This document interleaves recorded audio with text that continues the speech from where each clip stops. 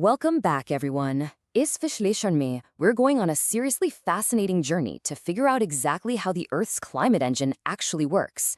You can kind of think of our atmosphere like, well, like a protective shirt you wear to guard against the elements.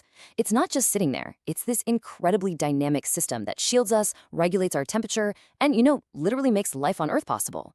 So today, we're going to unpack exactly how this massive, constantly moving engine operates. Okay, let's dive into this. Here is the roadmap for our explainer today. We'll start with Earth's protective blanket, then look at atmospheric composition and gases, move up through the layers of the atmosphere, check out pressure belts and winds, and finally wrap it all up with understanding cyclones. Part 1, Earth's protective blanket. So this blanket, it is definitely not just empty space above our heads. It is a constantly moving, highly dynamic shield. Honestly, without this atmospheric envelope, Earth would be a completely barren wasteland. Just imagine standing on Mars for a second. You'd be exposed to literally boiling heat during the day and absolutely freezing cold at night. Our atmosphere regulates this heat budget for us, blocking harmful solar radiation and keeping temperatures perfectly balanced so the biosphere can actually thrive. Part 2, atmospheric composition and gases. So what exactly is this shirt made of? Well, a crucial thing to note right off the bat is that the fundamental ingredients, the heavy lifters like water vapor and carbon dioxide, are heavily concentrated in just the first 90 kilometers above the surface. When we break it all down, nitrogen is the undisputed king here, making up 78% of the atmosphere, which is absolutely crucial for agriculture. Coming in a distant second is oxygen at 21%, driving all biological respiration and combustion. Everything else, that makes up just that tiny final 1%. And this brilliantly illustrates that remaining 1%. To remember these trace gases, students in India often use this clever, really memorable Hindi trick, Neha, Karti, Jimhai. It's a perfect way to recall the descending order of these noble and trace gases. You've got neon, helium, krypton, xenon, and finally hydrogen, which is the absolute rarest gas floating around up there. Now, we really can't talk about atmospheric gases without addressing ozone, right? It actually plays two wildly different roles depending on where it hangs out. High above us in the stratosphere, that's the good ozone. That's our life-saving shield against harmful UV rays, the layer famously protected by the Montreal Protocol. But down here on the surface, in the troposphere, we actually create bad ozone. When nitrous oxide from cars and fertilizers reacts with sunlight, bam, it creates a harmful pollutant that causes smog and respiratory health issues. But hey, the atmosphere isn't purely gas. It's also packed with particulate matter. These microscopic suspended particles, stuff like dust, pollen, sea salt, volcanic ash, and soot, are incredibly important. They aren't just airborne dirt. They act as what scientists call hygroscopic nuclei. Basically, they serve as tiny magnetic centers that gather water vapor around themselves to eventually form rain clouds. Now, what's really interesting about this is how this exact scientific concept was recently put to the test in the real world. To combat severe pollution, the Delhi government actually attempted an artificial rain experiment. They dispersed tiny particles into the sky to act as those nuclei, hoping to force cloud formation. But the project failed. Why? For one very simple reason. There just wasn't enough natural moisture in the atmosphere to gather around those particles. Okay, moving right along. Part 3. Layers of the atmosphere. Let's move up and see how this builds. We're going to travel vertically, straight up from the Earth's surface to the edge of space, and watch how the physical rules completely change. We start in the troposphere, where literally all our weather happens. And get this layer actually bulges up to about 18 kilometers at the equator, because intense solar heat causes massive upward convection. Next up is the calm stratosphere, home to our good ozone. Keep going, and you hit the mesosphere, where meteors burn up.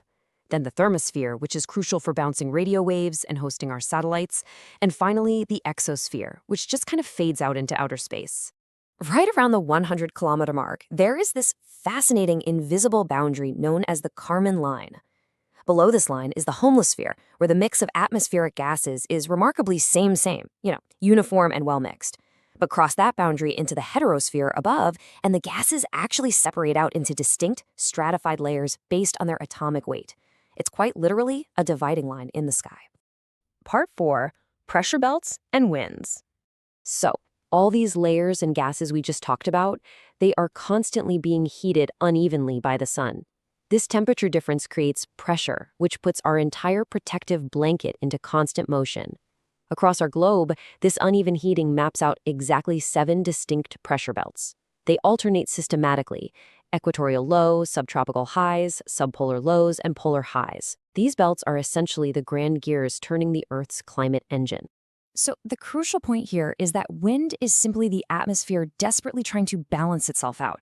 It always rushes horizontally from high pressure to low pressure areas. Down on the ground, friction from things like mountains and trees slows it down. But if you go 2 to 3 kilometers straight up, there's zero surface terrain to block it. Up there, the winds rush so incredibly fast that the Earth's rotation actually deflects them, creating these geostrophic winds that flow perfectly parallel to the pressure lines. And finally, part 5, understanding cyclones. When you combine intense heat, massive moisture, and extreme wind dynamics, this climate system can go into absolute overdrive. This is highly relevant when we look at the severe weather impacts recently seen in regions like Odisha and Andhra Pradesh. Now, it's really easy to look at a cyclone and just see pure chaos, but it's actually a highly structured thermal engine. So what is the exact physical recipe required to birth these massive destructive storm systems?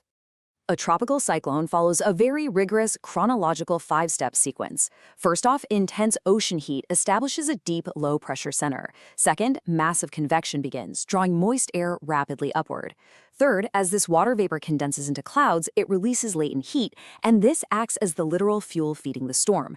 Fourth, those rushing winds begin to spin, developing massive spiral bands. And finally, the storm becomes so intense it actually clears out the center, forming that eerily calm eye.